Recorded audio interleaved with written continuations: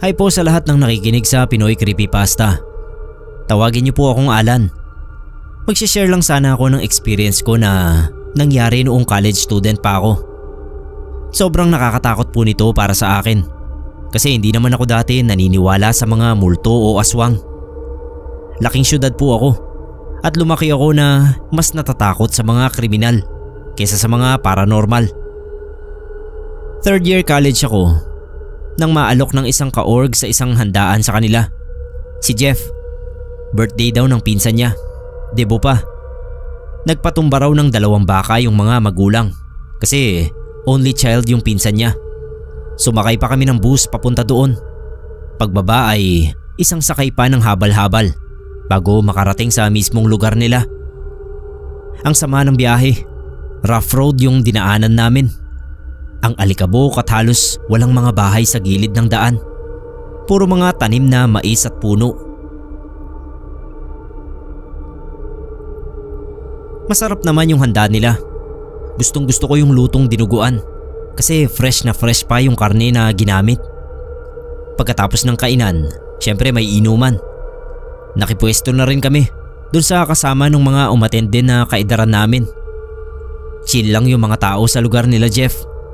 Sabi ko nga sa kanya kung sakaling magkakapamilya din ako ay gusto ko sa ganoong lugar din ako titira. Nagkakasayahan na kami nung biglang may babae na tumabi sa grupo namin. Sa tansya ko mga edad 30 o 40 na yung edad ng babae. Mahaba yung buhok, matalas yung kuko, tapos walang suot na tsinelas yung paa niya. Nagulat kaming lahat kasi biglaan lang yung pagtabi niya sa amin. Sa akin siya nakatingin. Matalas. Parang may gusto siyang sabihin sa akin nang hindi niya masabi. Hinayaan ko na lang kasi medyo lasing na ako. Nung umihi ako, tinawag ako ni Jeff. Sabi niya pumasok daw ako sa bahay. Nandoon yung tatay niya, nagbibihis. Sabi nito, sumama na raw ako sa kanila para hindi ako mapahamak. Kailangan ko na raw umuwi. Sabi ko, paano yung ibang mga kasama ko? Kaso hinila na niya ako at pinasakay sa motor niya. Driver yung papa ni Jeff. Ako sa gitna at sa likod naman si Jeff. Sa biyahe sinabi niya sa akin na yung babae raw kanina na nakatitig sa akin ay kilalang manananggal. Mas mabuti raw kung umalis na ako at umuwi na. Safe naman daw yung iba naming kasama doon kasi madalas na binibiktima ng manananggal yung mga taong kinukursunada niya. Wala siyang pakialam sa iba. Kung hindi pa raw ako umalis ay baka nagwala na yun doon at sinugod ako. Pinasakay nila ako ng bus. Buti at may last trip pa papauwi sa lugar namin. Sa biyahe napansin ko na may malaking ibon na sumusunod sa amin. Tinitigan ko ng maigi at nakita ko na hindi yun ibon. Nung tumigil yung bus ay nakita ko na tumigil din sa malaking puno yung sumusunod. Hindi nga siya ibon. Babae siya na may mahabang buhok at malaking pakpak. Nakatingin sa akin. Sinundan ako nung manananggal doon sa party. Buti at nahulaan na nila Jeff ang mangyayari. Alam nila na maaamoy ako ng manananggal. Kaya pinadalhan nila ako ng kwintas na agimat. Ito raw ay para maging invisible ako sa paningin ng mga ganitong klase ng nilalang. Pagbaba ko sa terminal, alam ko na nasa malapit lang yung manananggal. Pero hindi niya ako makita kahit anong gawin niya. Dahil yun sa agimat na suot ko. Nakauwi naman ako sa amin ng ligtas at hindi nasusundan ng manananggal. Ibabalik ko sana kay Jeff yung agimat pero sabi niya akin na lang daw yun. Regalo niya sa akin. Hanggang ngayon Sir Neb ay nasa akin pa rin yung agimat na yon. Syempre hindi ko alam kung kailan ko yun kakailanganin.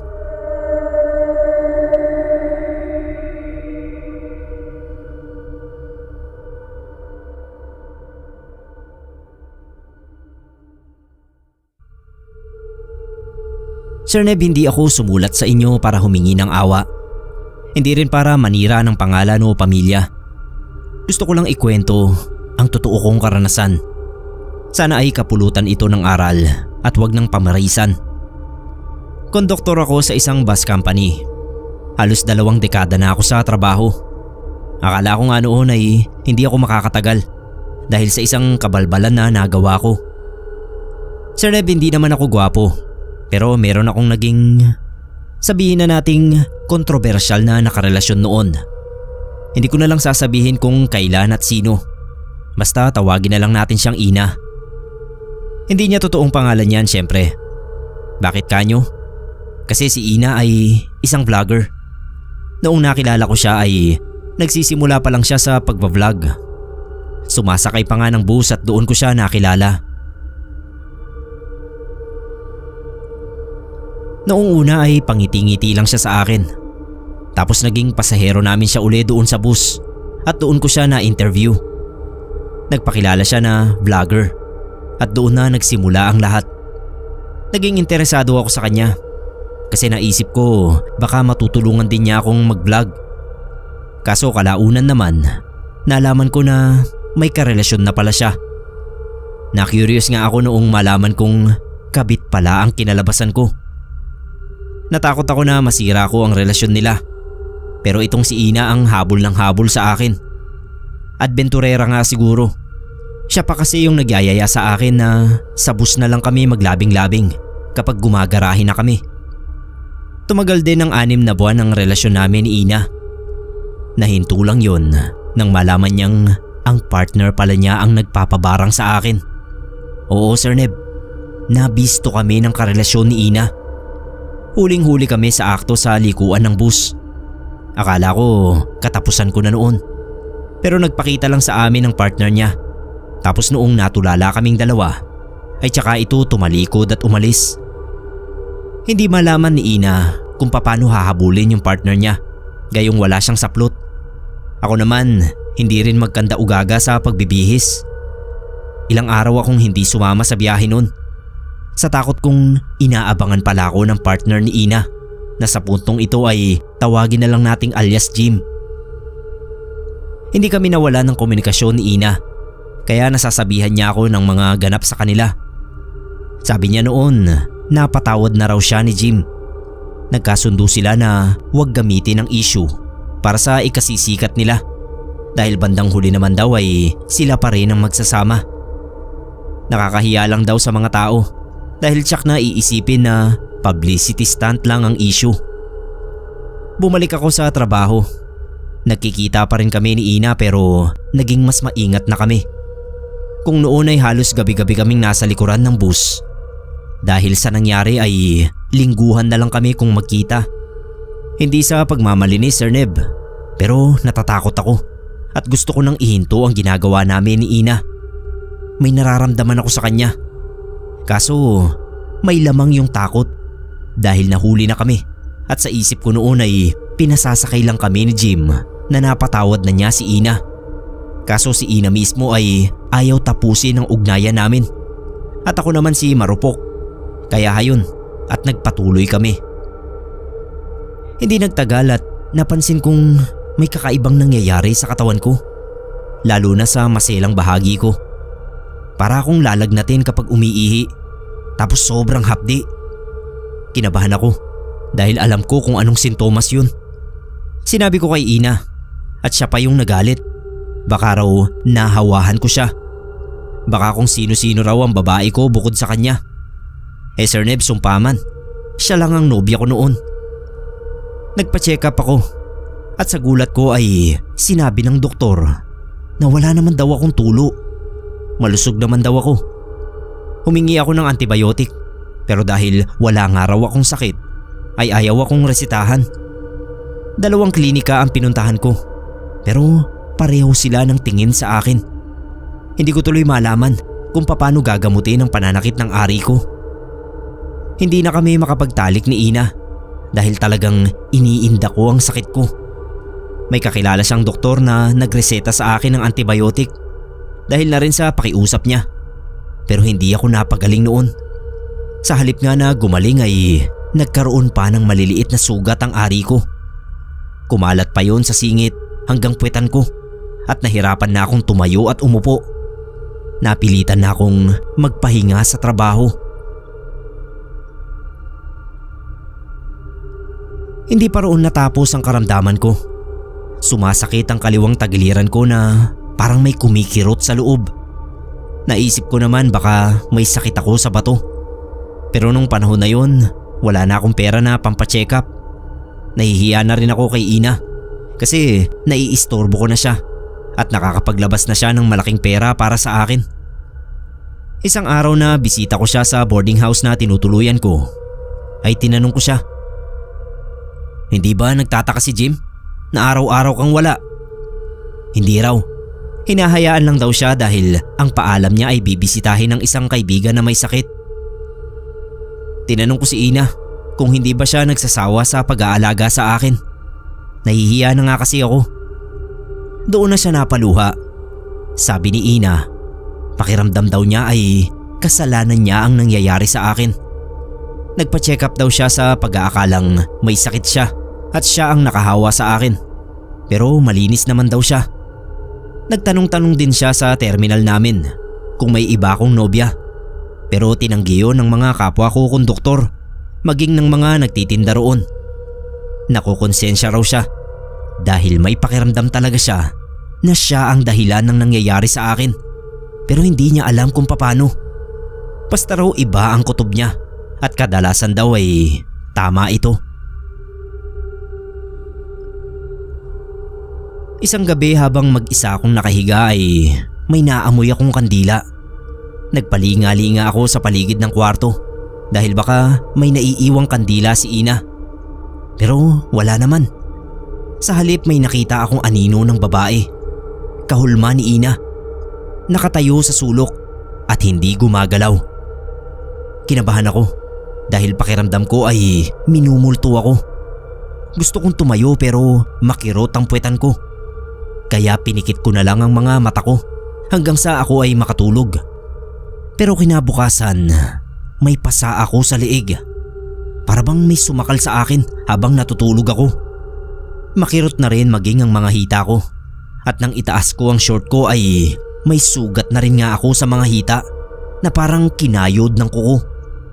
Doon ako kinutuban ng hindi maganda. Kako, hindi simpleng multo ang nakita ko nung nagdaang gabi.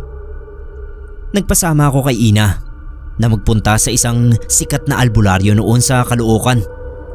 Tahimik lang ito habang sinusuri ako. Tapos habang may tinitignan siya sa dahon na pinadaanan sa apoy, ay napalingon siya kay Ina. "May asawa ka ba?" Sabi niya kay Ina na kinagulat namin. Naka-face mask at wig kasi noon si Ina at mahirap makilala. "Tama ka nang iniisip," sabi muli ng albularyo kay Ina. "Ikaw nga ang dahilan kung bakit pinaparusahan itong kasama mo. Kabit mo pala ito eh." Hiyang-hiya kami noon ni Ina sa ibang nakakarinig.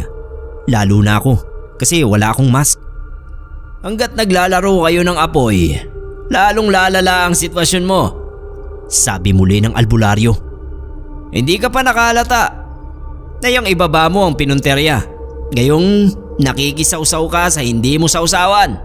Ang tibay mo pala eh." Manghiyak-ngiyak si Ina noon at halos magmakaawa sa albularyo na pagalingin ako. "Ay hindi. Hindi ako magpapagaling dyan sa kabit mo." Pang-aasar na pagsagot ng albularyo. "Iwanan mo yan at magpakatino ka sa asawa mo. Gagaling din yan." Gusto kong sisihin noon si Ina. Matagal ko na nga kasing gustong tapusin ang namamagitan sa amin. Pero siya ang ayaw. Kaya lang ay magmamalinis naman ako kung hindi ko sisisihin ang sarili ko. Nag-usap kami ng masinsinan at doon nga namin napagpasyahan na tapusin na talaga ang meron kami. Bukod sa kasalanan naman talaga ang ginagawa namin ay baka sakali rin nga nagagaling ako kung maghihiwalay kami. Sir Neb, walang halong biro. Wala pang isang linggo matapos naming tapusin ni Ina ang relasyon namin ay nakabalik ako sa trabaho. Umayos ang kalagayan ng kalusugan ko ng ganoon kabilis. Nakakapangilabot. Alam pala ni Jim na hindi pa kami tapos ni Ina pero hindi siya nagpapahalata. Sa halip ay pinarusahan niya ako para kami mismo ni Ina ang kusang huminto. Isang aral sa akin ang nangyari. Hindi na ako naging mapangahas sa pakikipagrelasyon sa mga babae kahit ilang beses pa akong kamuntikang sumabit. Sa ngayon nga ay may sariling pamilya na rin ako. Nakikita ko pa rin sa Facebook sina Ina at ang pamilya niya. Siguro ay tumigil na rin siya sa kalikutan niya.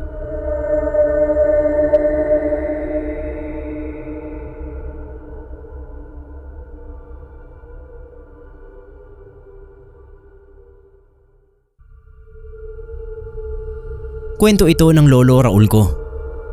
Hello po sa inyong lahat. Sana masaya ang mga araw nyo at walang masyadong problema.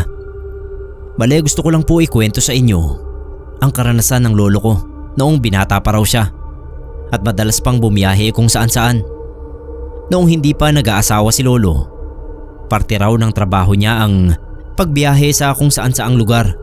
Madalas daw ay parting Luzon lang naman yung mga lugar na napupuntahan niya. Pero masaya naman siya. Paborito niya kasi yung bumiyahe sa mga lugar. Gustong gusto niya raw na nakakadiskubre ng isang place na hindi niya pa napupuntahan. Hindi pa raw karamihan ang nagmamay-ari ng kotse nun. Yung mga taong meron lang daw nito ay yung mga sobrang yaman, anak ng politiko o kaya mga foreigner galing ibang bansa. Karamihan daw ay commute lang. Marami na raw karanasan si lolo sa mga biyahe niya. Pero ang pinaka nakakatakot daw ay nung minsang umuwi siya galing Makati papuntang Bicol. Gabi raw yun. Madalas ay gabi talaga siya kung bumiyahe dahil syempre mapresko at okay lang matulog. Nung gabing yun, hindi raw siya makatulog sa upuan niya. Nakatingin lang siya sa labas habang umaandar yung bus. Nasa parte na raw sila ng biyahe kung saan nasa gilid na sila ng kabundukan at sobrang dilim na ng paligid. Nang bigla raw tumigil yung bus. Akala ni lolo nasiraan. Madalas daw mangyari ang ganoon nun. Matitirikan ang sinasakyan mong bus. Kasi karamihan daw sa mga ginagamit noon ay yung mga lumang modelo ng bus. Tumayo si lolo at tinignan kung anong nangyari. Hindi pala nasiraan. May humarang daw sa gitna ng daan. Hindi makaabante yung bus. Mas lumapit pa yung mga pasahero sa unahan. Kasama na si lolo. Unang nakita niya raw ay ang dalawang pulang mata. Nagsigawan yung ibang mga pasahero. Yung iba na pa sign of the cross pa. May sobrang laking itim na aso raw ang nandoon. Nakatingin sa direksyon ng bus. Kung hindi dahil sa headlights ay baka hindi na nakita yung aso. Aswang yan, sabi nung isang kasamang pasahero ni lolo. Medyo nagpanik na yung mga tao. May mga nagdarasal na raw at yung isa ang sabi sa driver, sagasaan na yung aso. Kaso syempre hindi niya ginawa. Halos kasing laki raw ng tao yung aso. Kitang kita raw nila yung laki ng pangil nito. Kasi kahit nakasara yung bibig, may umuusli pang konti. May kinuha sa bulsa si lolo. Meron siyang dalang maliit na Santo Niño. Lagi niyang nilalagay sa bulsa tuwing bumabiyahe. Ito raw ang good luck charm niya para laging ligtas kapag nasa daan. Pinatong yun ni lolo doon sa unahan ng bus. Tapos pinasabay niya yung ibang pasahero na magdasal ng rosaryo. Sa unang cycle pa lang daw nung dasal, parang hindi na mapakali yung aso sa daan. Nung sinisimulan na nila ang ikalawang cycle, bigla itong kumahol ng sobrang lakas. Sabay karipas papunta doon sa gubat sa gilid ng daan. Nagpasalamat daw yung mga pasahero kay lolo, pati yung driver na first time daw makainkwentro ng ganoon sa mga biyahe niya. Ligtas silang nakarating sa terminal. Pagkatapos nun, maraming beses pa raw nabalitaan ni lolo yung tungkol sa malaking aso na yon na humaharang sa daan. Ang sabi, meron pa nga raw magbarkada na nakasakay sa motor. Hinabol nung dambuhalang aso. Natumba raw yung motor at dinala nung aso yung mga katawan ng magbabarkada sa gubat. Ang tanging nahanap na lang daw ay yung mga damit na punit-punit. Simula noon, kapag dumadaan daw si lolo sa lugar na yon, ay sinisigurado niyang umaga. Ayaw na raw niya na makita pa ulit yung aso na yon.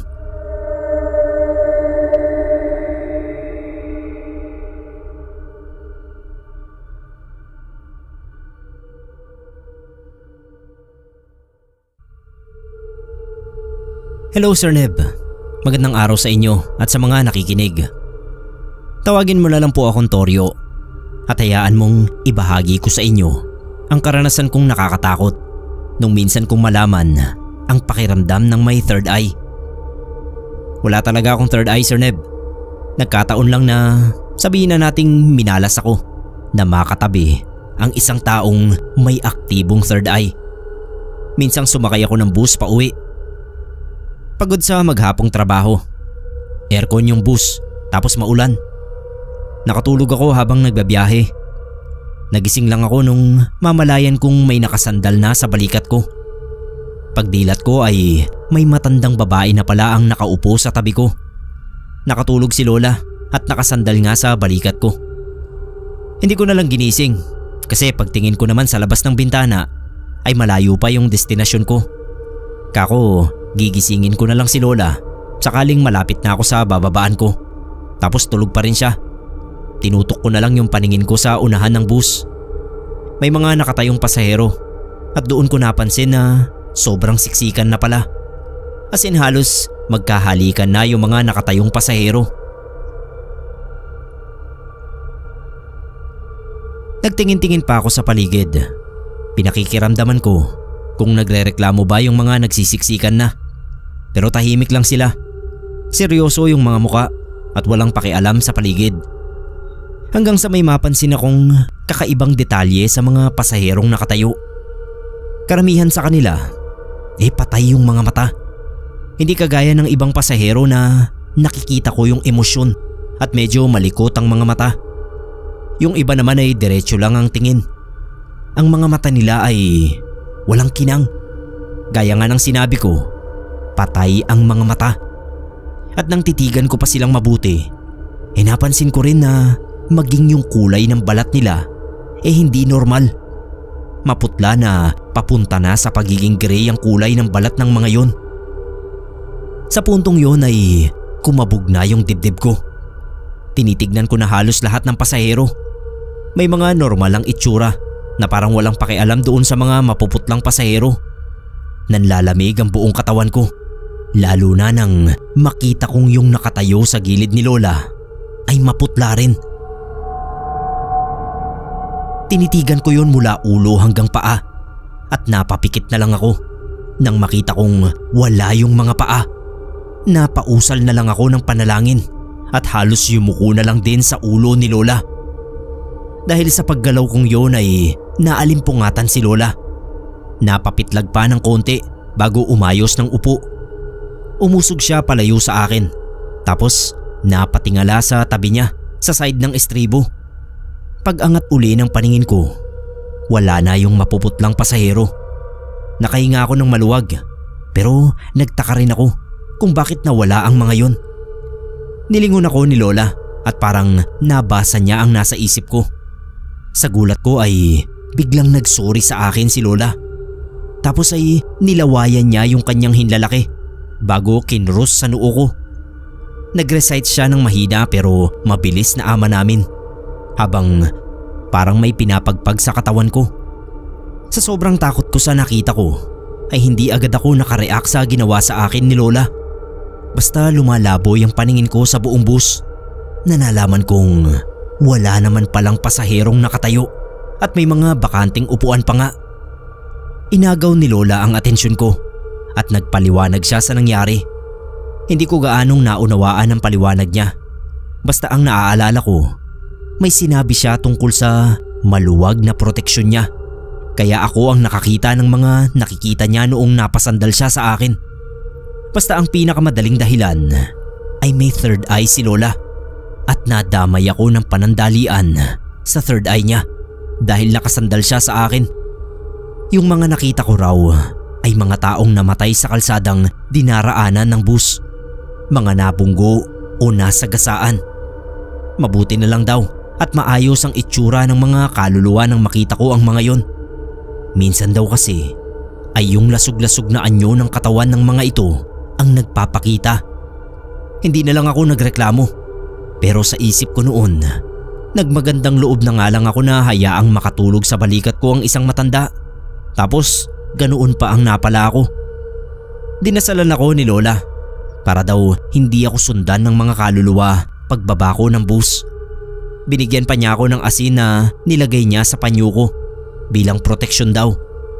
Mula nang maranasan ko yun, ilang na ako na magkaroon ng skin to skin contact sa mga estranghero.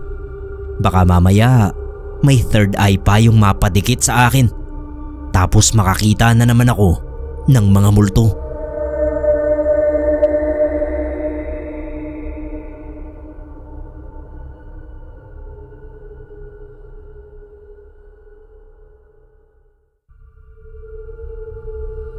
Ako po si Kate, 28 years old.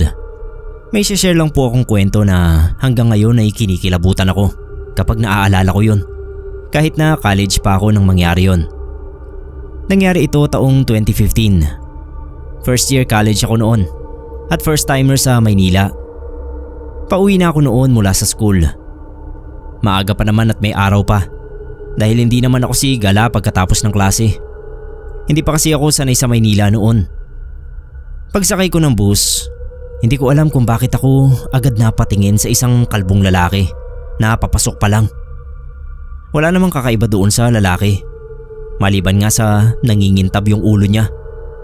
Simple lang yung itsura, medyo maitim, kalbo at may manipis na bigote. Nakatingin din siya sa akin, kaya nag-iwas agad ako ng tingin. Pagdating ko sa boarding house namin ng pinsan ko, hindi na okay yung pakiramdam ko. Parang may gumagapang sa balat ko. Hindi ko maintindihan kung bakit ako naiilang. Pagkapasok ko, diretso agad ako sa banyo at nagsuka. Wala akong kinain na masama, kaya hindi ko alam kung bakit sumama talaga yung pakiramdam ko.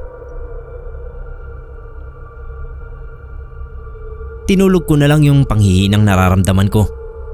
Pero paggising ko kinabukasan, yung lalaking kalbo dun sa bus agad ang naisip ko. Hindi ko alam kung bakit, Sir Neb. Wala naman akong balak na isipin siya. Nakalimutan ko na nga yun pagbaba ko ng bus. Pero para bang siya na lang yung laman ng utak ko. Wala namang espesyal sa kanya. Pero bigla ay parang ang gwapo na niya sa isipan ko at malakas yung dating. Sa buong araw sa school, ilang beses ko siyang naisip. Kinagabihan, nanaginip pa ako. Nasa loob daw ako ng bus pero walang driver. Ako at yung lalaki lang ang nakasakay. Hawak niya yung kamay ko tapos bigla niya akong niyakap. Marahas at hayok. Naramdaman kong uminit ang buong katawan ko. Para akong nilagnat. Nagising akong basang-basa ng pawis at nanginginig. Sunod-sunod na gabi na ganoon ang eksena. Lagi akong nananaginip at lagi kong kasama yung lalaki. Minsan sa bus, minsan sa isang kwartong puno ng kandila, minsan sa school. Tapos nanghihina na yung katawan ko kahit wala akong sakit.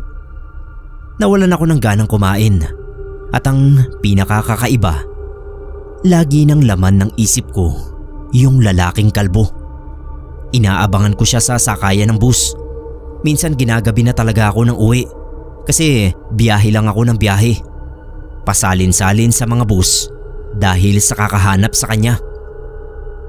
Isang madaling araw, napabalikwas ako ng bangon at sa gulat ko, naroon sa paanan ng kama ko yung lalaki. Walang emosyon yung muka. Hindi ako makasigaw o makagalaw. Dahan-dahan siyang lumapit. Hinawakan niya yung noo ko at bigla akong nawalan ng malay. Pero nagising ako sa bangungot na yon. May dugo na sa gilid ng mga labi ko at may marka ng kamay sa braso ko. Parang paso. Doon ako nagsimulang matakot. Sinabi ko sa pinsan ko yung nangyayari sa akin at tinawagan naman niya yung mga magulang ko sa amin sa probinsya. Kinabukasan ay dumating ang kuya ko at dinala ako sa albularyo sa probinsya namin. Nung naroon na kami sa albularyo, parang alam agad ng matanda ang nangyayari. Pinainom niya ako ng mapait na tubig tapos binasahan ng dasal habang nilalagay sa ulo ko ang basang dahon ng sambong. May nakakursunada sa'yo. Hindi simpleng paghanga. Sinundan ka, sabi ng albularyo. Doon ako nakasiguro na alam ko kung sino ang nangungursunada sa akin. Binigyan ako ng matanda ng pulang sinulid at tinuro kung paano itali sa pulso tuwing gabi. Pagbalik ko sa Maynila, medyo umokay na uli ako.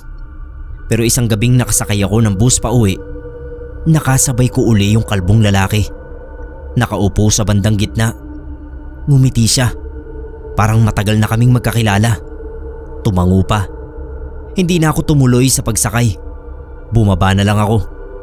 Pagtingin ko sa bintana, nakatingin pa rin siya, pero seryoso na ang muka.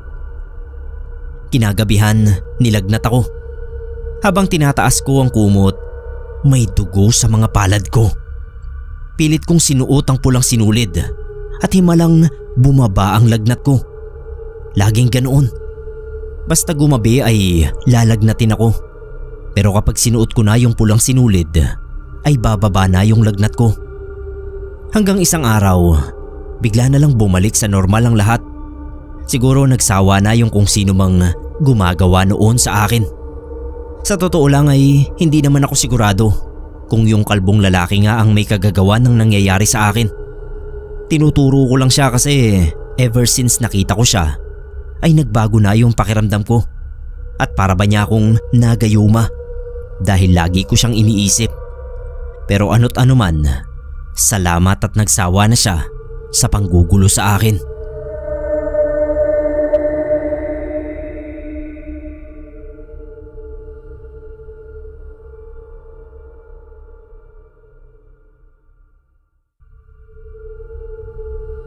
Pakitago na lang po ako sa pangalang Sher. Ang ikukwento ko sa inyo ay karanasan ng aking ama noong bago siya magretiro sa pagiging isang bus driver.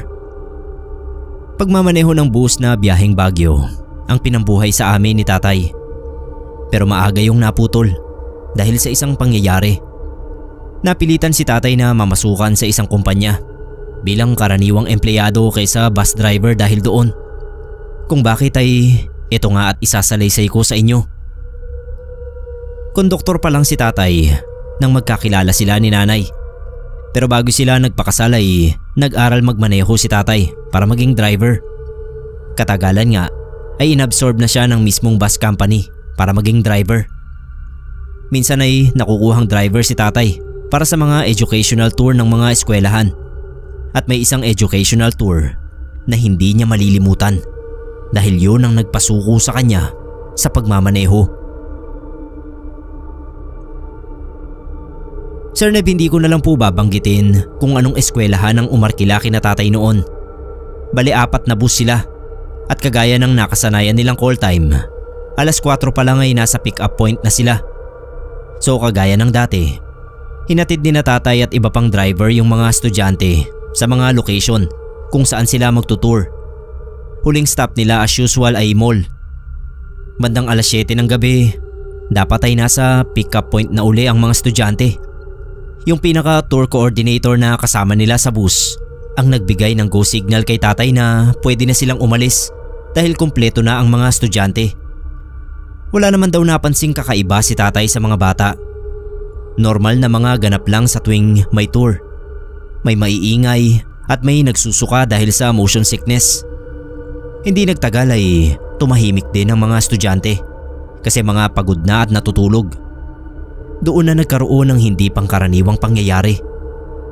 Sa katahimikan ng mga natutulog na estudyante at paminsan-minsan nilang usapan ng coordinator ay may narinig silang bumubulong. Parang nasa loob ng bus ang bumubulong at minsan ay parang humahagik-hik pa yun. "Kuya, naririnig mo ba?" Sabi raw noong coordinator na si Alex. "Oo nga eh. Check mo nga. Baka may batang sumasama yung pakiramdam," sabi raw ni tatay. Tumayo itong si Alex. Tinitignan yung mga estudyante. Pero lahat daw ng mga yun ay natutulog o kaya ay tahimik na nakatingin lang sa labas ng bintana. Wala rin daw naririnig na bulong si Alex habang tinitignan ng mga bata. Pagbalik ni Alex sa tabi ni tatay ay natulala raw ito habang nakatingin sa kanya. Pero nang pagmasdan mabuti ni tatay si Alex ay hindi pala ito sa kanya nakatingin kundi sa bintana sa gilid niya. Paglingon daw ni tatay ay napakabig siya sa manibela na dahilan kung bakit nagising ang mga estudyante. Nagulat daw ang mga yon at inakalang na aksidente sila. Sinabi na lang daw ni tatay na may iniwasan siyang aso para hindi matakot ang mga bata. Pero ang totoo, Sir Neb, ay may nakita sila ni Alex. Isang nilalang na nakakapit sa side mirror sa gilid niya.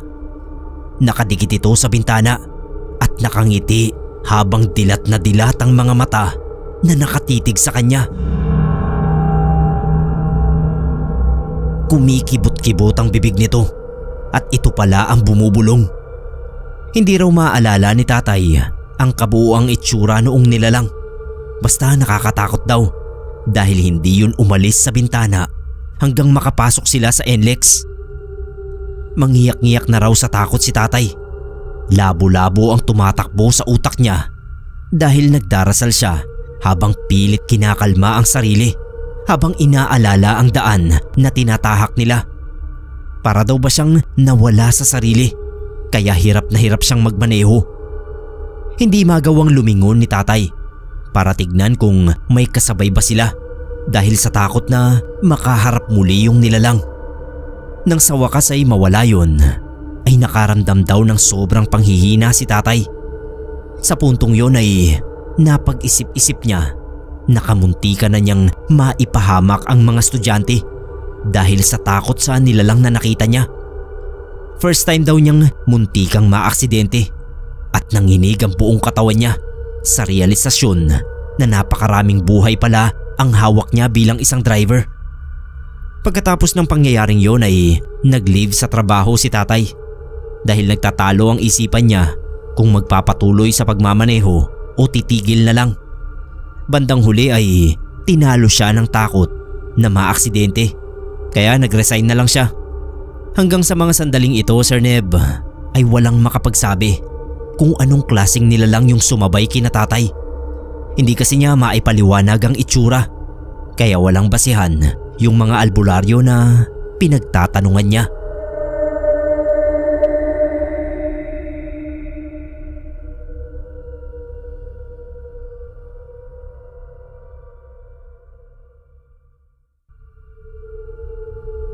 Hello po sa inyong lahat. Barry ang pangalan ko. Sa ngayon ay nagtatrabaho ako bilang bantay sa isang printing shop dito sa amin.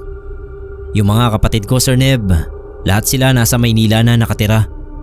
Ako na lang yung naiwan dito sa probinsya kasi nga may mga kanya-kanya na ring pamilya itong mga kapatid ko. Paminsan-minsan lumuluwas ako ng Maynila, lalo na kapag may mga okasyon na dapat puntahan. Kasal, binyag ng mga anak nila ate. Minsan naman kapag Pasko doon na nila ako pinagse-celebrate kasi ang lungkot nga naman kung mag-isa lang ako dito sa bahay. Madalas bus ang sinasakyan ko papuntang Maynila. One time nga ay may nakasakay akong isang weirdong pasahero. Hindi siya sumakay sa terminal. Bale nadaanan lang siya ng bus on the way. Pagtabi niya sa akin, nakalanghap ako ng kakaibang amoy. Hindi naman mabahong amoy, pero yun bang parang amoy ng isang hayop. Tinignan ko yung lalaki. Balot na balot siya ng jacket at makapal na pantalon kahit na sobrang init ng panahon nun. Hindi pa aircon yung bus. Isa sa mga napansin ko ay yung kulay dilaw niyang mata. Noon lang ako nakakita ng ganoong klaseng mata sa isang tao. Hindi mo agad mapapansin kasi nakataas yung hoodie ng jacket niya. Nagpatuloy na sa biyahe. Sobrang tsismoso ko talaga. Hindi ko mapigilan na tignan yung lalaki. Hindi lang ako nagpapahuli, pero madalas kong pagmasdan yung mga kilos niya. Hindi siya gumagalaw. Nakaupo lang siya na parang statwa. Yung tingin ay diretso lang doon sa unahan. Nung tumigil ang bus para makakain yung mga tao, hindi siya umalis sa upuan niya. Dumaan ako sa harap niya at nang mahawakan ko yung balat niya, nagulat ako sa sobrang lamig nun. Napaatras pa nga ako. Sabay sorry kasi muntik ko nang masiko yung isa pang pasahero sa bus. Kumain ako, nagbanyo. Pagbalik ko, ganoon pa rin yung itsura niya. Kung paano ko siya iniwan ay dati pa rin. Tinanong ko yung kasama ng driver kung napapansin niya ba yung lalaki na katabi ko. Sabi niya wag daw akong matakot kasi talagang suki na nila yung pasahero na yon. Lagi raw itong sumasakay sa kanila ng ganoong oras at bumababa sa may parteng Quezon Province sa gitna mismo ng magubat na bahagi doon. Nung una nawiwirduhan daw sila pero kalaunan ay hinayaan na lang nila kasi wala namang ginagawang masama. Nagpasalamat ako at bumalik na sa upuan ko. Habang nasa biyahe, naisip ko gusto kong malaman kung anong meron sa lalaking katabi ko, kung bakit siya ganoon. Pagdating ko sa Cubao, siguradong maghihintay pa ako sa terminal ng mga ilang oras bago sunduin nila ate. Naisip ko na imbis na dumiretso ay bababa rin ako sa kung saan bababa yung lalaki. Gusto ko lang kamutin ang kuryosidad ko at makita kung ano bang klaseng nilalang yung lalaki na yon. Alam na ng bus kung saan siya bababa kaya hindi na ito nagsabi ng para. Pagkababa, nakabuntot naman ako. May mga bahay naman sa malapit at saka maliwanag pa ang araw kaya hindi naman ako natakot na sumunod. Dumiretso yung lalaki doon sa gitna ng gubat. Nung makarating siya doon, nakita ko na hinuhubad niya lahat ng suot niyang damit. Maingat niya itong tinago sa ilalim ng ugat ng malaking puno. Nung wala na siyang saplot ay tumapa siya sa lupa. Nanlaki yung mga mata ko nung makita na nagbabagong anyo siya.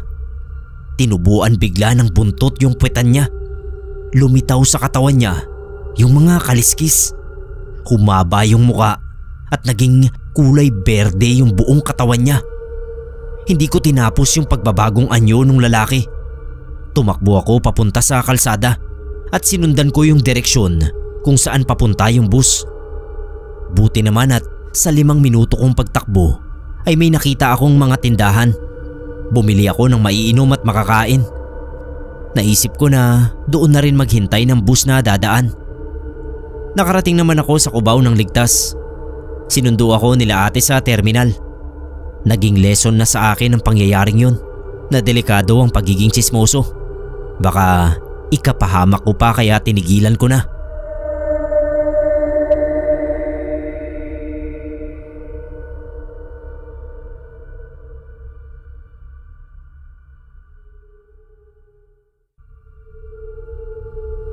Ang kwentong ito ay galing sa isang veteranong driver ng bus company kung saan ako nagtatrabaho bilang bookkeeper. Ako nga pala si Danny, Sir Neb.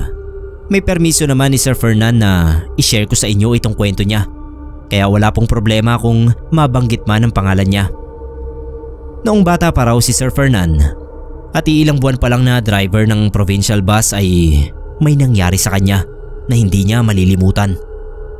Na-assign siya sa isang bagong biling bus ng kumpanya pero second hand na talaga yung unit na yon. Kinulayan lang ng company color at nilagyan ng logo. Bagong ruta kay Sir Fernan ang daraanan noong bus. Ilang beses na rin naman daw siyang nakadaan doon pero hindi pa niya gaanong kabisado. Kumbaga, kailangan pa talaga niyang tutukang mabuti ang pagmamaneho dahil baka magkamali siya ng liko at maligaw. Pero suma total ay kaya naman talaga niya ang biyahe. Isang beses ay inabutan sila ng ulan sa kalsada. Last trip na noon ni Sir Fernan at punuan ng bus. Wala na raw talaga siyang makita dahil sa lakas ng ulan. Kahit yung wiper ay hindi mapalinaw ang windshield dahil sadyang bagusbos ang buhos ng ulan. Binagalan na ni Sir Fernan ang pagmamaneho dahil baka raw maaksidente na sila. Bilang baguhan pa ring maituturing ay may konting kaba siyang nararamdaman. Bigla na lang daw ay parang may bumulong sa kanya na kumabig sa kaliwa. Kaya sinunod na lang niya. Saktong makalampas sila ay may nahagip ang side mirror sa kanan na lumiwanag. May motorsiklo pala na tumirik sa gilid ng kalsada at dahil sa lakas ng ulan ay hindi niya yun nakita. Tapos sira daw yata yung baterya noong motor kaya aandap-andap ang ilaw. Napailing na lang si Sir Fernan dahil kamuntik na pala siyang makasagasa ng motor at tao. Lalo niyang binagala ng pagmamaneho. Maya-maya naman ay nakadama siya ng hindi maipaliwanag na kabog ng dibdib at para daw may nagtutulak sa kanya na ihinto ang bus. Para daw siyang kakapusin ng hininga sa sobrang kaba kaya gumilid siya at huminto. Nag-hazard na lang siya para makita kaagad ng kasunod o kasalubong. Segundo pa lang daw ang nakakalipas ay nakarinig siya ng napakalakas na crack sa unahan nila na nasundan ng mga kaluskos ng dahon at malakas na kalampag. Sigawan ng mga pasahero dahil sa kalabog na yumanig talaga sa kanila. Naalerto ang mga tao at nagsitayo para sumilip sa unahan. Nanlambot na lang si Sir Fernan dahil sa unahan nila, mga ilang metro lang ang layo, ay isang malaking puno ang nakatumba. Kung nagdire-diretso lang siya ng takbo ay tsak na mababagsakan ng bus. At sa laki noong puno ay malinaw na may madidisgrasya ng malala sa mga pasahero niya. Napadasal na lang ang mga pasahero at si Sir Fernan naman pati yung konduktor niya ay tulalang napasandal.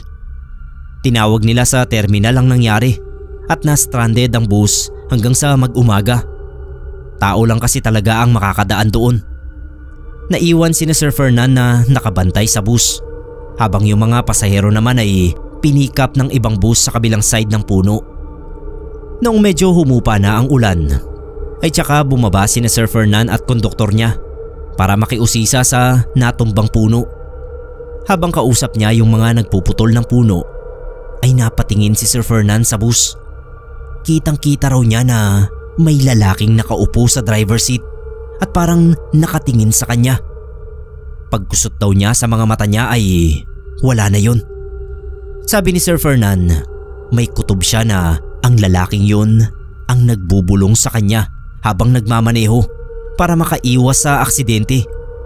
Lalong tumibay ang paniniwala niyang yun nang malaman niya kalaunan na ang dati palang driver ng bus na minamaneho niya ay namatay habang sakay noon. Nakita na lang daw na nakaparada sa gilid ng kalsada ang bus. Walang pasahero, nakahazard at yung driver ay nakasubsob sa manibela. Inatake raw ito sa puso habang paggarahe na sa terminal. Sir Neb, siguro ay masyadong attached ang kaluluwa noong namayapang driver sa dati nitong unit kaya ayaw nitong madisgrasya yun, maging ang mga pasahero nito. May ilang pagkakataon pa raw na pakiramdam ni Sir Fernan ay niligtas siya ng driver na yon sa kapahamakan habang nagmamaneho. Kaya naman iningatan niya ang bus na yon hanggang sa kinailangan na yung igarahe ng permanente dahil sa kalumaan.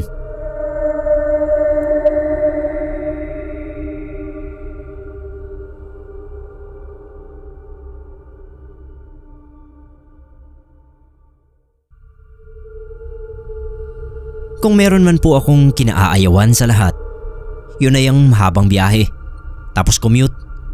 Kaya nang mangyari sa akin yun na may kasama pang kababalaghan, ay hindi ko talaga makalimutan. Ako po si Simon, tubong Bicol, laking Maynila at yung biyaheng tinutukoy ko ay yung kinailangan kong bumalik sa Bicol para ayusin ang birth certificate ko na merong problema. Kailangan kong maayos para sa trabaho. Isa pang dahilan ay ang lupang minana ni Mamang na pinag-iinteresan ng iba nilang kapatid. Lahat naman sila ay may parte na. Ang balak ko, ibebenta ko na lang yon kasi wala naman akong balak na manirahan sa Bicol. Okay na ako sa Maynila. Patay na pareho ang mga magulang ko kaya hindi ko sila matanong kung bakit ganoon ang birth certificate ko. Mabuti na lang at nakontak ko pa ang kamag-anak namin doon na si Tita Dulce, kapatid ni Mamang. Sa kanya ako tutuloy habang inaasikaso ko yung problema. Siya rin ang nagsabi sa akin ng tungkol sa lupa na minana ni Mamang. Kaya asikasuhin ko raw bago pa makamkam ng ibang ganid nilang mga kapatid. Sa kanilang magkakapatid ay si Tita Dulce lang talaga ang malapit kay Mamang at si Tito Tirso na nauna nang sumakabilang buhay bago pa si Mamang. Gabi pa lang ay inayos ko na ang mga gamit na dadalhin ko. Inaasahan ko na kasi na aabutin ako roon ng ilang araw. Nung una ay sinubukan kong ipaayos kay Tita Dulce Kaso kailangan pa raw ang pirma ko. Bukod doon, ang dami pang cheche bureche. Kaya wala akong mapagpilian kundi ayusin yon ng personal. At pagkakataon ko na nga rin para maharap yung lupa. Habang inaayos ko yung mga dadalhin ko ay tumunog ang cellphone ko. Napapailing na lang ako kasi si Vanessa ang tumatawag. Yung girlfriend kong nabubuhay sa mga pamahiin. Kinukulit niya ako na ipagpaliban ang pag-uwi ko sa Bicol kasi malas daw ang kombinasyon ng araw at petsa ng pag-alis ko. Biyernes 13. Sabi ko naman tigilan niya ako sa mga pamahiin niya. Wala nang naniniwala roon. Siya na lang. Naiinis siya sa akin kapag ganoon ang sagot ko. Napipikon siya. Pero ayun nga, panay na naman ang tawag. Sigurado ako na susubukan pa rin niya akong pigilan. Hindi ko na sinagot kasi alam ko na sa pagtatalo lang mauuwi yun. Alam naman niya na kapag hindi ko sinasagot ang tawag niya ay umiiwas ako sa away. Magpapalipas ng 1 o 2 araw ay tsaka ko siya tatawagan para tanungin kung okay na ba siya. Sanay na kami sa ganoong sistema namin, Sir Neb. Pinagpatuloy ko lang ang pag-iimpake habang sige ang pagtunog ng cellphone ko. Maya-maya ay tumigil na rin naman ang pagtunog. Nagsawa rin. Matapos kong mag-impake ay naligo muna ako at saka nahiga. Madali akong nakatulog dahil sa presko ng katawan ko. Hindi ko naman akalain na papasok sa panaginip ko ang biyahe ko bukas. Nagising ako na nasa loob ako ng bus na walang ibang pasahero kundi ako lang. Nagpalinga-linga ako.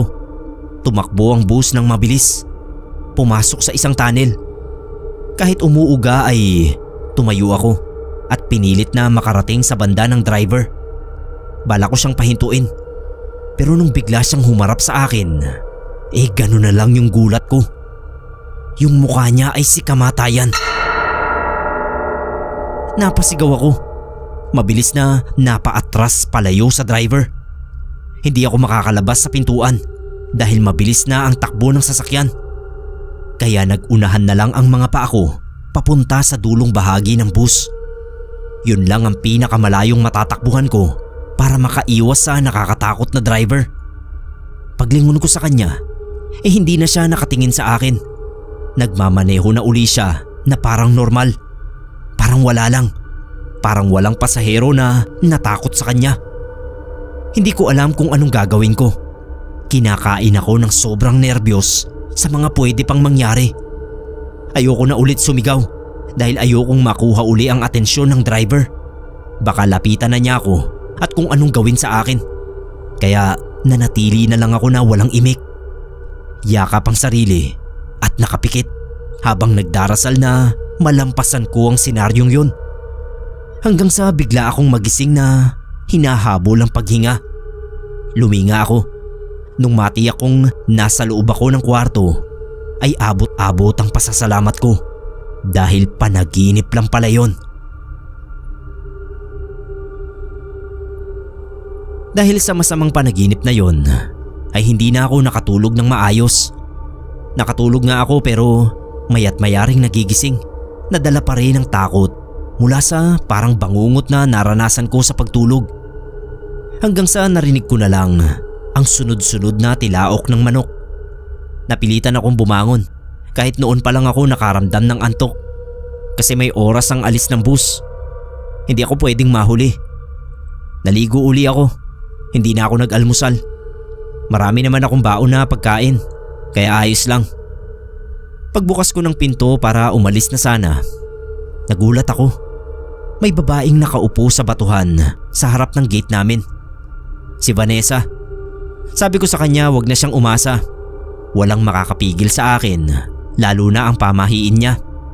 Nakapag-file na ako ng leave at inaasahan ng boss ko na maipapasa ko ang lahat ng requirements para sa promotion ko sa trabaho. Kaya kahit anong gawin niya ay hindi na uubra.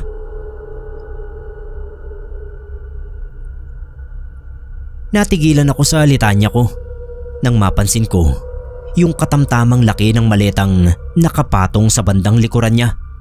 Tapos napangiti siya. Sabi niya kung hindi niya ako mapipigilan ay sasamahan na lang niya ako para hindi raw siya nag-iisip habang wala ako.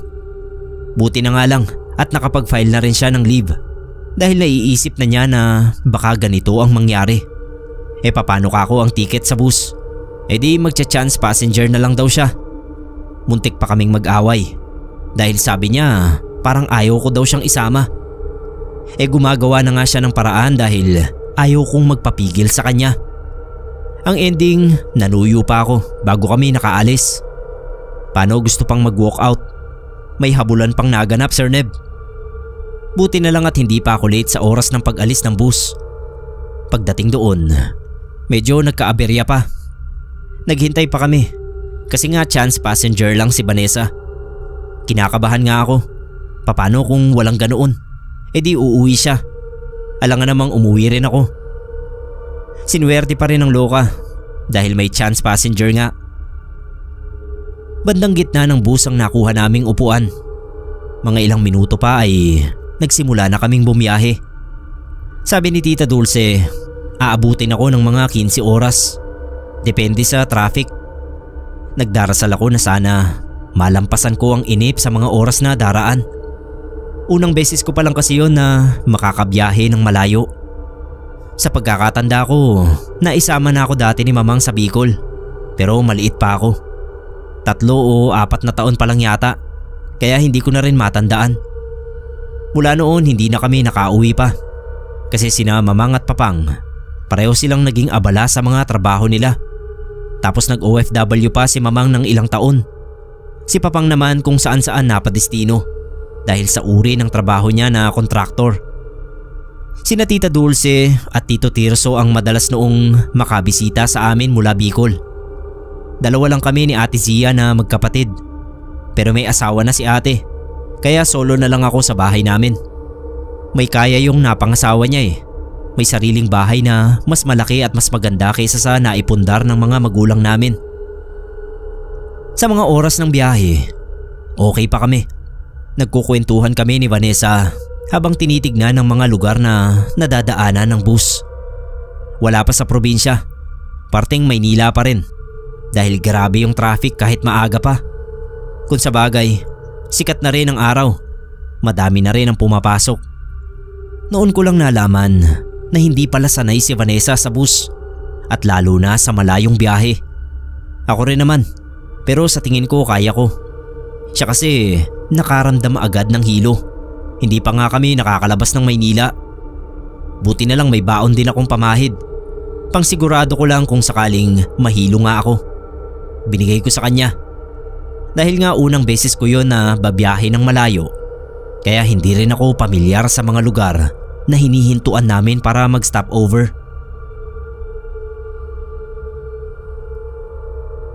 Pagpasok namin sa probinsya, may isang lugar kaming hinintuan para mag-stop over. Pinauna na naming bumaba ang ibang pasahero para hindi kami makipagsiksikan sa pagbaba. Sabi ko kay Vanessa, kumain muna kami roon. May natanaw akong mamihan. Hindi siya nagsalita. Kaya pala ay nasusuka na siya. Bigla nga siyang sumuka sa plastic. Inimasimas ko siya sa likod. Isang matandang babae na kapwa namin pasahero ang lumapit at nag-abot sa amin ng isang maliit na bote. Ang nasa isip ko ay pamahid yun. Kaya sabi ko salamat na lang at meron din kaming dala. Pero sabi niya huwag kong tanggihan. Hindi yun pamahid, kundi isang bote ng langis. Kapag daw kumulo yun, ibig sabihin ay may aswang sa paligid. Kakailanganin daw namin yun sa mga bayang madadaanan namin. Ibabalik ko pa rin sana kasi parang natakot ako sa itsura ng matanda habang sinasabi sa amin yun. Parang siya nga yung aswang kahit hindi ako naniniwala sa mga ganun. Base lang sa mga napapanood ko sa pelikula. Pero sinenyasan ako ng girlfriend ko na tanggapin ko na. Tinanggap ko na nga kahit ayaw ko. Nagdududa ako. Tinago ko na lang sa bulsa ko. Tapos ay tumayo na kami para bumaba. Yung matandang babae naman ay bumalik na sa pwesto niya sa dulo ng bus. Tinanong ko pa kung hindi ba siya bababa. Sabi niya hindi raw. Sa susunod na stopover na lang.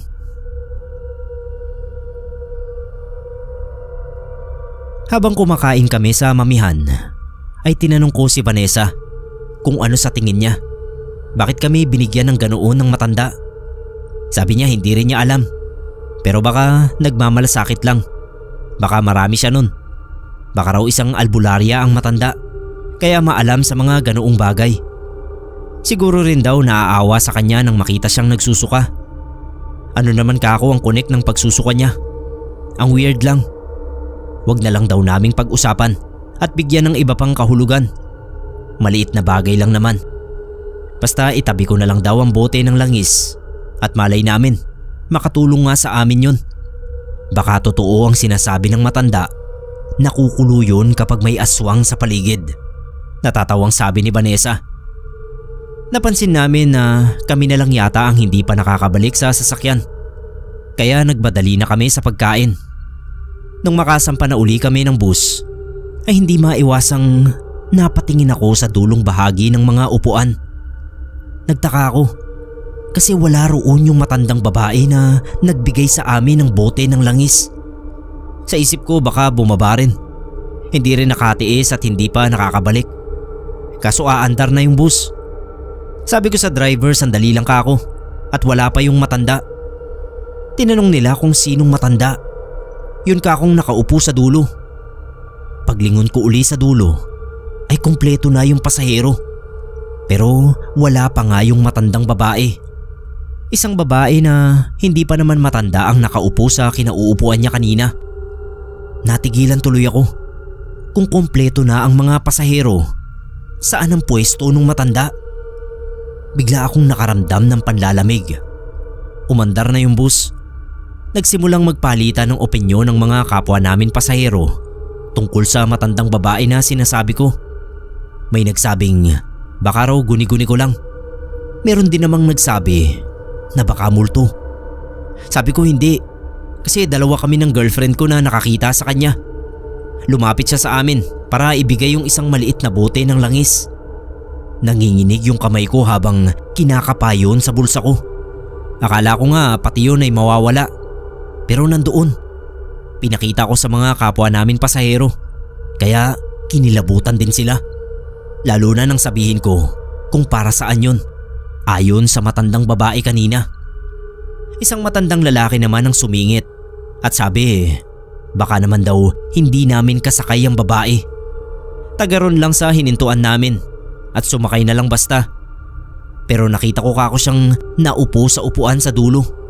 At tinanong ko pa nga kung hindi ba siya bababa.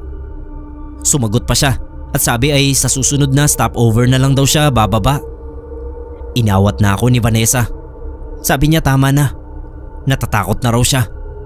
Itapon ko na lang daw yung bote ng langis na binigay sa akin. Baka kung ano raw yun. Tumahimik na nga ako. Sinandal ko na lang ang ulo ko sa upuan at pilit pinakalma ang isip kong naguguluhan sa kababalaghang yun.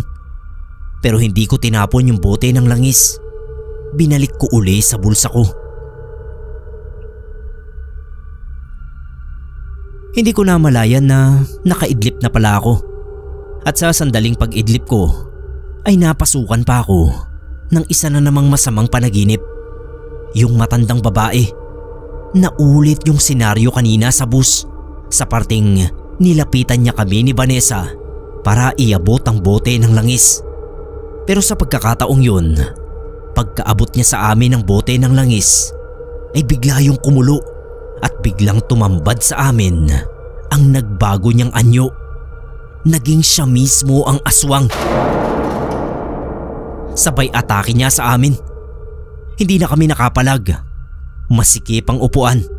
Walang paraan para makaalis kami sa sitwasyon, kundi ang itulak siya. Pero kakaiba ang bigat ng katawan niya. Ibang klase ang lakas. Hinarang ko na lang yung sarili ko para maprotektahan ang girlfriend ko. Lumapat ang matalas niyang ngipin sa leeg ko at ang matatalim niyang kuko sa likod ko. Ramdam ko yung sakit at pag-agos ng dugo. Nagising na lang ako sa sunod-sunod na pagyugyug ni Vanessa sa balikat ko. Dumilat ako at naisip kong isa na namang masamang panaginip. Napapatingin pa sa akin yung mga pasaherong malapit sa amin. Mahina ang boses na tinanong ako ni Vanessa kung ano bang napanaginipan ko.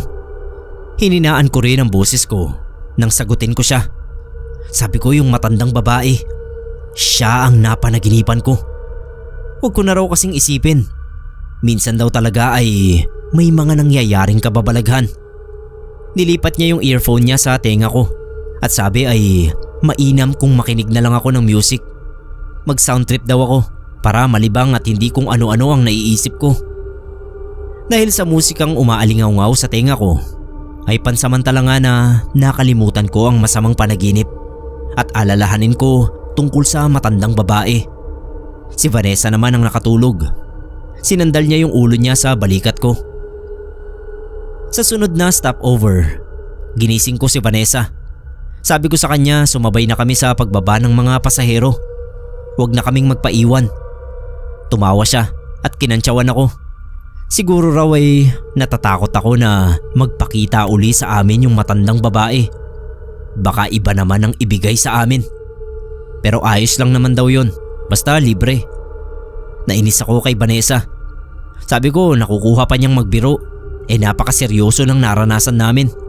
Hindi ba siya natatakot? Sumeryoso ang mukha niya. Natatakot din naman daw siya. Pinagtatakpan lang niya ang sarili. Hindi naman daw siya nagkulang ng paalala sa akin. Biyernes 13 ang biyahe namin. Inaasahan na raw niya ang mga kaganapang hindi ordinaryo. Ayaw ko raw kasing maniwala sa kanya, kaya tanggapin ko na lang kung ano ang mga posibleng mangyari. May katwiran naman siya, kaya hindi na lang ako kumibo. Hindi pa naman kami gutom, kaya sabi ko magkape na lang muna kami. Siya rin naman kasi ayaw pa niyang kumain. Magtitinapay na lang daw siya pag nagutom siya mamaya. Habang nagkakape kami ay tanaw namin ang bus. Biglang nanlaki ang mga mata ko. Paano nakita ko yung bulto ng matandang babae doon sa bintana ng sasakyan. Nakaupo siya doon pa rin sa bandang dulo, malapit sa bintana sa pagkakataong yon. Tapos ay biglang tumingin sa direksyon namin. Siguro ay napansin ni Vanessa ang reaksyon ko, kaya tinapik niya ako at tinanong kung ano yon. Bakit daw namimilog yung mga mata ko? Tinuro ko sa kanya yung nakikita ko. Nakita kong napalunok siya. Baka nakita niya rin pero ayaw na niyang aminin. Sabi niya huwag ko na lang pansinin kung may nakikita man ako. Pinatingin niya ako sa ibang direksyon. Kapag daw kasi inimbita ko ang takot, ay lalo lang daw akong tatakutin ng kung anumang elemento ang naglalaro sa amin ngayon. Sinunod ko naman siya. Tumingin ako sa ibang dako, pero hindi ko pa rin maiwasan ang hindi magandang pakiramdam na yon. Nung makita naming nagbabalikan na yung mga pasahero sa sasakyan, ay sumabay na kami. Pagdating sa loob ng bus, sinadya kong iiwas ang mga mata ko sa bandang dulo. Hindi pa rin mawala-wala ang kaba ko. Bigla kong naisip na dapat yata ay hindi na namin siya kinausap kanina. Pero paano namin siya hindi kakausapin kung hindi naman namin alam kung sino o ano siya? Taong-tao naman ang tingin ko sa kanya kanina. Malayo na ang nararating ng bus. Hindi na mabilang ang dami ng mga punong nadadaanan namin. Makakatulog pa sana uli ako nung biglang pumreno ng malakas yung sasakyan na muntik na naming ikasubsob sa unahan. Tapos ay ayaw nang umandar. Bumaba yung driver at yung kasama niya. Tinignan nila siguro kung bakit ayaw umandar, kung ano ang sira. Maya-maya pa ay sumampa uli yung driver sa bus at sinabing may aberya, kaya pansamantala kaming mahihinto sa lugar na yon. May mga umangal ng pabulong. Meron din namang mga nanahimik na lang at pinagpatuloy ang pagtulog. Magkakalahating oras na ay nasa baba pa rin ang driver at kasama niya, kaya naisipan kong bumaba na rin muna. Ayaw ni Vanessa kaya ako na lang. Yung iba rin namang mga pasahero na nainip ay nagbabaan din. Isang lalaki ang lumapit sa akin. Kapwa ko pasahero. Sabi niya nakita rin daw niya yung sinasabi kong matandang babae, pero hindi na lang daw siya kumibo. Nagulat ako sa sinabi niya. May third eye daw siya. Mula pa man nung bata siya, kaya sanay na siyang makakita ng mga ganoon. Pero kakaiba raw ang naranasan ko dahil may binigay pa sa akin na bote ng langis. Ang karaniwang nararanasan daw kasi niya ay makaramdam at makakita lang. Hindi pa siya nakakausap ng multo kahit kailan. Hindi naman sa takot siya, pero ewan niya kung bakit. Sabi ko naman, hindi ako kagaya niya. Unang beses ko palang kako na nakakita at nakakausap ng multo. Kung multo man talaga ang matandang babae na yon. Hindi ko sigurado kung may third eye din ba ako o ano. Kasi kung meron akong third eye, di sana noon pa nakakita na ako, di ba? Aniya baka raw ngayon lang nagbukas ang third eye ko. Sa tingin daw niya, ang matandang babae ay naging pasahero rin ng bus na yon. Baka may nangyari sa kanya. Kung sa loob man o labas ng sasakyan ay hindi namin alam. Pero siguradong may kinalaman sa bus na sinasakyan namin. Malakas daw ang kutob niya. Ang hindi lang niya maipaliwanag sa akin ay kung para saan ang bote ng langis na binigay ng matanda. Habang nagkukwentuhan kami ng lalaki, bigla akong napatingin sa bus kung saan tanaw ko yung pwesto namin ni Vanessa.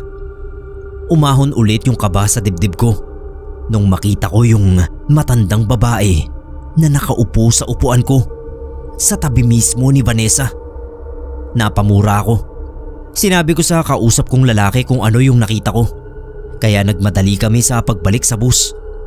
Pag-akyat namin ay wala na sa upuan yung matanda. Nagulat pa si Vanessa nung makita niya akong humahangos. Tinanong niya ako kung anong nangyari. Sinabi ko sa kanya, pero ayoko nang makisali pa sa usapan ng ibang pasahero, kaya hininaan ko na lang yung boses ko. Hindi ako mapakali. Natataranta ako at nanginginig ang kamay ko na hindi ko maitago sa kanya. Pinakalma niya ako kahit alam kong takot na rin siya. Iniabot niya sa akin yung baon naming tubig at sinabihan ako na uminom. Wag na lang daw akong bumaba uli. Wag ko na raw siyang iwan. Kinapitan niya ng mahigpit yung kamay ko at sabi ay magdasal daw kami ng sabay. Pinagdasal namin ang kaluluwa ng matanda, kung sino man siya. Ginawa naman namin yun, pero nandoon pa rin yung takot ko. Malayo-layo pa naman ang biyahe namin. Halos nasa kalahati pa lang yata kami nun. Hindi pa rin nila napapaandar yung sasakyan. Panay sabi ng driver na sandali na lang at maaayos na. Pero kalahating oras pa uli yata yung lumipas na nakatenga lang kami sa lugar na yon. Mula nang makita kong nakaupo sa tabi ni Vanessa yung matandang babae, ay hindi na talaga siya naalis sa isip ko. Si Vanessa naman ay pilit niyang iniiba ang usapan. Kung ano-anong topic ang binabanggit niya sa akin para malibang kami pareho. Pero wala. Kahit nagkukwentuhan kami ng ibang bagay, ay nananatiling nakadikit sa isip ko yung matandang babae. Kung ano ba talaga ang pakay niya sa amin. Bakit niya kami pinagpapakitaan?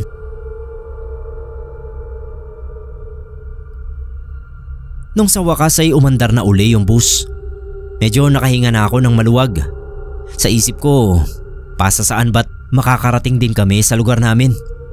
Siguro naman ay hindi na kami susundan ng matandang babae. Baka hanggang doon lang siya sa bus makakapagmulto. Hindi na ako nakatulog ulit. Kahit ilang stopover pa ang hinintuan namin ay nanatili akong mulat at alerto. Sa huling stopover, nagkausap uli kami nung lalaki na may third eye. Sabi niya hindi na niya nakikita yung matandang babae. Isang beses lang sa buong biyahe. Nung pagsakay lang niya, kaya wag ko na lang daw pansinin. Ang hirap kasi nung sinasabi nila na wag pansinin. Lalo at hindi ako sanay makakita ng ganoon. Ewan ko si Vanessa. Ayaw niyang sabihin kung nakikita pa niya o hindi. O baka ayaw na lang niyang dagdagan ang takot ko.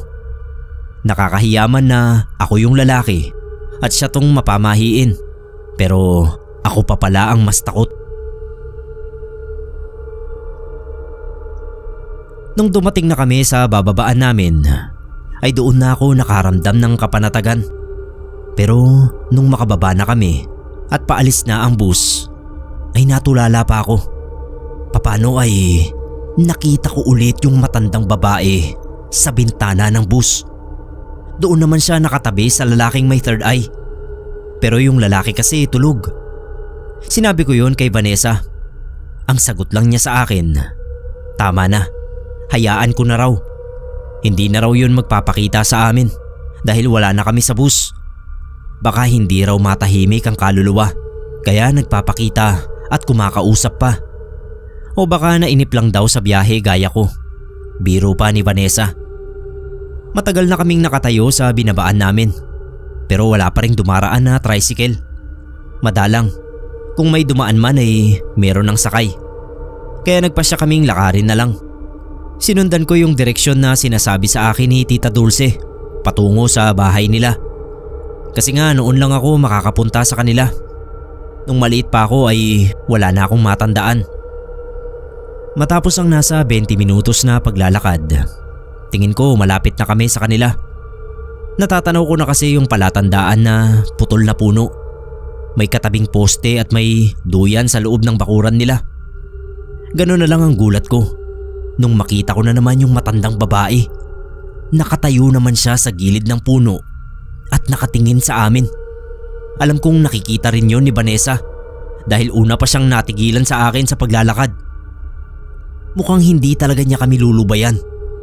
Mag-iiba sana kami ng direksyon pero nakita kong lumabas ng bahay si Tita Dulce at tinawag kami. Saan pa raw kami pupunta? Nandoon na kami.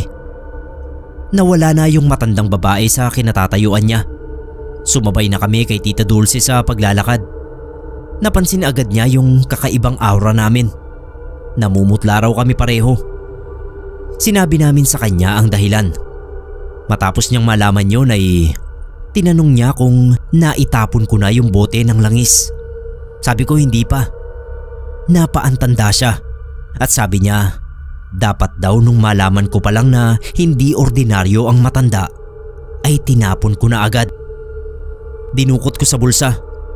Pagdukot ko, nakita kong kumukulo yung langis. Sabi ni Tita, ibig sabihin ay nasa paligid pa rin ang multo. Hindi aswang o baka aswang na multo. Hindi rin daw siya sigurado sa sinabi niya. Naguluhan din siya kaya agad niya kaming dinala sa albularyo para sabihin yung nangyari at ipakita yung bote ng langis. Sabi ng albularyo, baka raw ang nagpapakita sa aming matandang babae ay yung na-hit and run ng isang pampasaherong bus. Isang dekada na ang nakakalipas. Albularya raw yon. At sa pagkakatanda niya ay hindi nagkaroon ng hustisya ang pagkamatay. Kaya siguro hindi matahimik ang kaluluwa. Dapat daw ay hindi namin tinanggap yung bote ng langis. Yun ang nagsilbing tulay niya para patuloy kaming magambala. Maaaring humihingi siya ng katarungan o maaaring nagagamit lang ng masamang espiritu ang imahe niya para mapaglaruan kami. Kinuha ng albularyo ang bote ng langis. Tinaktak niya yung bote at walang lumabas mula roon. Saglit niyang inorasyonan at saka binaon sa lupa. Wala na raw kaming dapat ipag-alala. Sa susunod daw ay maging maingat na kami sa pagtanggap ng kahit anong bagay mula sa isang estranghero. Dahil ang kahit anong bagay ay posibleng maging instrumento ng mga nilalang sa ibang mundo para makakonekta sa atin na nasa mundo pa ng mga buhay. Nagawa ko naman ang lahat ng pakay ko sa Bicol at hindi na nga uli nagpakita sa amin yung multo ng matandang babae. Pero hindi ko agad maalis ang takot. Kaya nag-eroplano na lang kami pauwi kahit medyo may kamahalan. Ayoko na kasing bumiyahe ng malayo sakay ng bus habang bitbit ko pa rin ang karanasan naming yon sa biyahe namin ng Biyernes 13.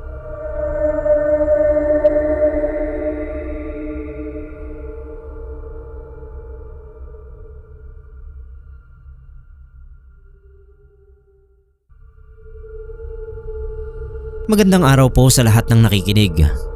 Matagal na akong fan nitong YouTube channel nyo, Sir Neb. Simula pa ata nung puro fiction pa lang ang mga pinopost nyong story hanggang sa mag-pandemic ay solid listener na ako. Kahit yung asawa ko ay nahawa na sa kaadikan ko sa pakikinig ng mga videos nyo. Salamat po. dahil kayo ang stress reliever ko, lalo na kapag galing ako sa trabaho. Ngayon ako naman ang magsasubmit ng kwento para ibahagi sa mga kapasta natin. May 7 years old kami na anak. Boy siya. Kyle ang pangalan. Mabait itong si Kyle, Sir Neb. Sobrang sipag niya, lalo na sa mga schoolworks.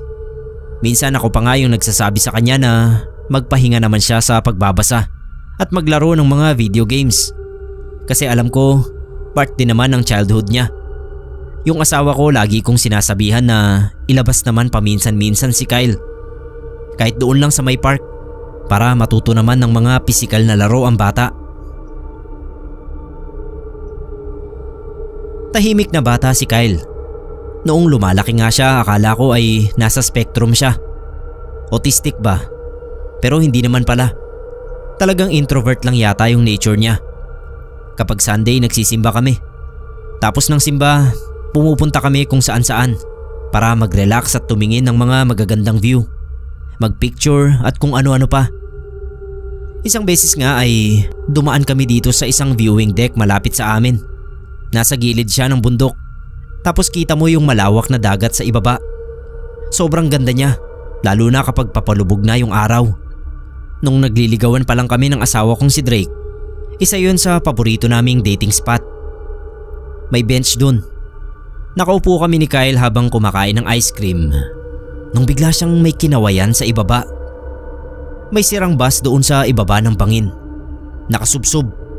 Ang sabi ay marami raw namatay nang mahulog yung bus na yon. Kasi may ilang tao na nakatayo doon sa viewing deck nang mangyari yon. Inararo ng bus yung mga tao bago dumiretso sa bangin. Halos 20 katao raw yung namatay. Napabalita pa yon sa TV. Tinanong ko si Kyle kung sino yung kinakawayan niya. Yun daw mga naka-white na kanina pa raw nakatayo doon at nakamasid lang. Ang problema daw, sabi ni Kyle, may mga sugat sa mukha yung mga tao. Niyakap ko si Kyle. Sabi ko wag niyang titignan yung mga taong nandoon sa bangin. Lumapit ako kay Drake at sabi ko umuwi na kami. Pinaliwanag ko sa kanya ang nakita ni Kyle. Yun ang first time na nalaman naming may third eye si Kyle. Kaya pala minsan ay para siyang may kalaro sa kwarto niya. At minsan may kinakausap siya kapag tumatambay sa may likod bahay. Kasi may mga nakikita siyang hindi namin kayang makita.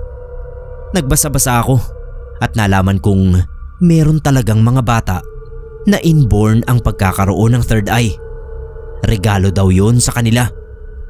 Pansin ko na hindi naman natatakot si Kyle sa mga nakikita niya.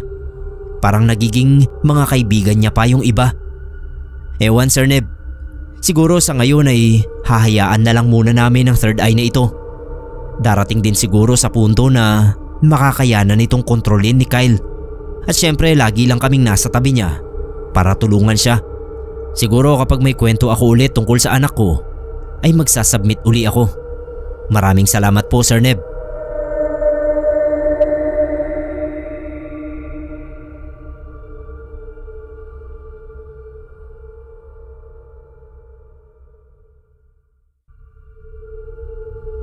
Tawagin niyo na lang po akong Pau. May kukwento akong nakakapanindig balahibo na naranasan ko noong pauwi ako ng Bicol. 1 taon na rin ang nakakaraan nito. Gabi noon, mga bandang 9:00. Galing pa ako noon sa trabaho ko sa Ortigas. Nag-MRT ako pa Cubao para makasakay ng bus pa Bicol. Pagod na ako pero hindi ako makatulog dahil punuan at hindi rin maganda ang simoy ng bus. Paano kasi halo ng pawis, pabango at yung natural na amoy ng bus na nakakahilo. Sa gitna pa man din ako nakaupo. Mga ilang upuan lang mula sa likod ng driver seat, kaya talagang walang takas ang ilong ko. Hiniling ko na lang na sana naman magsibaba kaagad yung mga pasahero at hindi ganoon kapuno hanggang Bicol. Gusto ko pang makauwi ng buhay. Nung magsimula ng umandar ang bus, niyakap ko na yung bag ko at nagsuot ng shades. Pinilit kong makatulog. Hindi ko alam kung saang banda ng biyahe ako naalimpungatan. Pumreno kasi yung bus at may mga bumaba. Ang dami, kaya nagliwanag ang paligid. Sabay may sumakay. Isa lang, babae. Mga nasa mid-20s siguro. Nakaitim na blouse, may backpack din. Pero yung itsura parang bagong iyak. Mapula at namumugto yung mga mata. Tapos mapula rin yung ilong. Sigisinghot. Dahil bumaba na yung mga nakatayo ay kitang kita ko siya. Nagpanggap akong tulog. Tapos naupo siya sa tabi ko. Nagpatuloy yung biyahe. Napansin kong panay ang lingon ng katabi ko sa likod. Tapos parang pinipigil niya yung iyak niya. Paminsan-minsan lumilingon siya sa akin na parang tinatansya kung tulog ba talaga ako o ano. Gising naman ako pero nakapikit ng konti ang mga mata ko para kahit ilapit niya yung mukha niya sa akin ay makikita niyang pikit ang mga mata ko sa ilalim ng shades. Nung maya-maya nga ay ginawa niya. Sinilip ba naman ako? Kamuntik na akong umatras. Tahimik ang buong bus pero ramdam ko yung tensyon niya. Lalo na yung bigla siyang napatayo at biglang pumara. Doon ko na tinapos yung pagtutulog-tulugan ko. Lumingon ako sa bintana. Nasa expressway kami. Napalingon ako roon sa babae at nag-alis na ng shades. Gusto ko sanang tanungin kung saang parte ng expressway niya balak bumaba. Nilapitan siya ng konduktor. "Miss, malayo pa tayo sa unloading area. Baka maspatan kami rito." Pero nagpupumilit siya. Umiiyak at palingon-lingon sa likuran na para bang may humahabol sa kanya. Lahat kami nagtitinginan. Asar na yung konduktor pero bago pa siya makahirit uli, may matandang lalaking pasahero sa unahan ang nagsalita. "Pababain niyo na! May sundo siya!" Tumayo yung matanda. Sabay hinawakan sa balikat yung driver. Agad-agad ay nagpreno yung driver at binuksan ang pinto. Halos lumipad palabas yung babae tapos nagtatakbo pabalik sa pinanggalingan ng bus. Napatanong yung konduktor kung ano ba yung nangyari. Nagtalo pa sila ng driver ng bahagya dahil bawal nga na magbaba sa expressway. Tapos sumabat yung matandang lalaki sa kanila. Sabi nung matanda, "Hayaan nyo na. Maigi na raw na matikitan kayo kesa madisgrasya. May kasamang hindi maganda yung babae." Dinig ng lahat ang sinabi noong matanda kaya nagkatakutan na. May mga napaantanda at may mga naglabas ng rosaryo. Sabi pa nung matanda, mahirap takasan ng kamatayan. Kahit daw anong klase ng sasakyan ng sakyan mo ay aabutan ka pa rin nito kapag oras mo na. Yun na ang pinakamahaba kong biyahe pa uwi ng Bicol. Puro katatakutan ng kwentuhan ng mga kapwa ko pasahero. Yung iba muntik pang lumagpas ng bababaan nila dahil napasarap ang kwentuhan. Ako, tagapakinig lang kasi wala naman akong maibabahagi. Pagbaba namin sa terminal ng Legazpi kinaumagahan, pinagtitinginan kaming mga pasahero ng mga naroon sa terminal. Ang narinig kong bulungan, akala raw ng mga tricycle boys ay napakaraming sakay ng bus namin dahil sa malayo ay kita nilang punuan yon at may mga nakatayo pa. Kinilabutan ako at gayon din yata yung iba kong kapwa pasahero dahil sa simbahan kami halos lahat nagpahatid. Sabi ng lola ko, baka raw kaluluwa na lang talaga yung babaeng nagpilit bumaba sa expressway at kasamahan nito yung mga nakitang ibang pasahero ng mga tricycle boys. Kung noon ay nagdarasal na talaga ako bago bumiyahe ng malayuan, ay lalo ko pang pinaigting ang pagdarasal pagkatapos ng hiwagang naranasan ko. Sir Neb, nakakatakot isipin na napakaraming maaaring mangyari sa kalahating araw na biyahe ng bus at isa na roon ang aksidente. Baka isang araw ay katulad ko na rin yung babaeng tumatakas di umano sa sundo niya.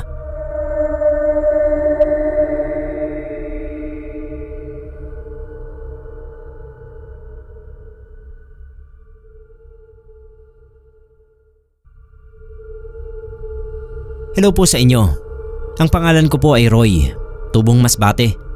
Pero napadpad dito sa Bulacan dahil sa trabaho. Dito na ako nakahanap ng regular na pagkakakitaan At nang lumaon, kinuha ko yung kapatid kong si Ray para samahan ako dito. Pagpasensyaan nyo na yung mga pangalan namin. Lahat talaga kami ay may pangalan na nagsisimula sa letter R. Baka malito kayo. Nung una ayaw pang sumunod ni Ray sa akin. Doon na lang daw siya sa probinsya namin. Sasakahin na lang daw niya yung lupain na iniwan ni Papa sa aming magkakapatid. Pero pinaliwanag ko sa kanya ng maayos. Hindi siya yayaman sa pagsasaka lang. Madalas nga ay lugi pa yung ani, lalo na kapag maraming peste o bagyo. Kinumbinsi ko siyang mas maraming oportunidad sa Bulacan. Pwede ko siya kakong ipasok sa pabrika kung saan ako nagtatrabaho. At saka yung lupa namin, pwede niya namang ipagkatiwala doon sa mga pinsan namin na mas magaling magsaka kaysa sa kanya. May kita na siya sa probinsya, may pera pa siya habang nagtatrabaho. Ayun at pumayag naman. Magkasama kami sa iisang bahay. Todo tipid kami nun. Konting tiyaga para may maipon kahit papano. Kaso napansin ko, hindi makapag-adjust ng maayos sa trabaho si Ray. Loner daw yung kapatid ko, sabi nung mga napagtanungan kong katrabaho namin. Walang kinakausap. Gusto lagi mapag-isa. Nalaman ko pa na nagkatampuhan pala sila ng girlfriend niya. Ilang gabi ko ring naririnig si Ray na nakikipagtalo sa girlfriend niya sa cellphone. Hanggang sa naghiwalay na nga sila. Mas naging malungkutin pa itong si Ray. Nagsisi na nga ako na pinilit ko siyang sumama sa akin.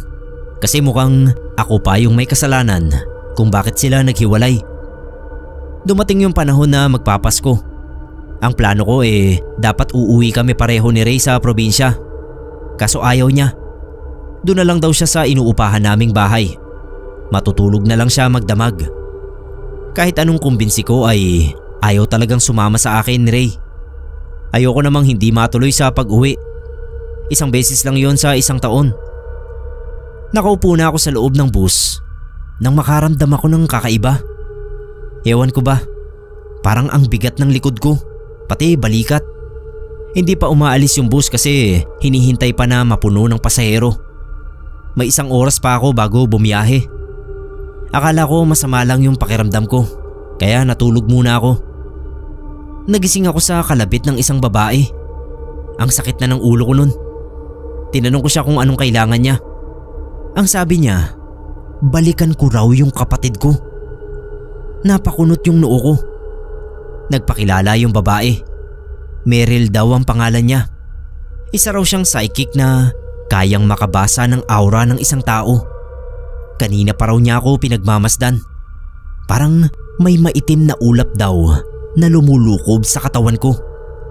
Nung lumapit daw siya, nalaman niyang hindi sa akin ang itim na ulap na yon. Malamang ay sa kapatid kong naiwan sa inuupahan naming bahay. Balikan ko raw kasi masamang pangitain daw ang itim na ulap. Kung sa ibang pagkakataon siguro ay baka hindi ko pinakinggan yung babae na yon. Baka isipin ko pa na nababaliw siya. Kaso ayun nga, may masamang kutob na talaga ako bago pa ako umalis. Dali-dali akong lumabas ng bus at umuwi. Hindi ko na nga nakuha pa yung pamasahe ko. Saktong-sakto pagdating ko sa bahay, nakita ko si Ray na nagtatali ng lubid sa may kisame.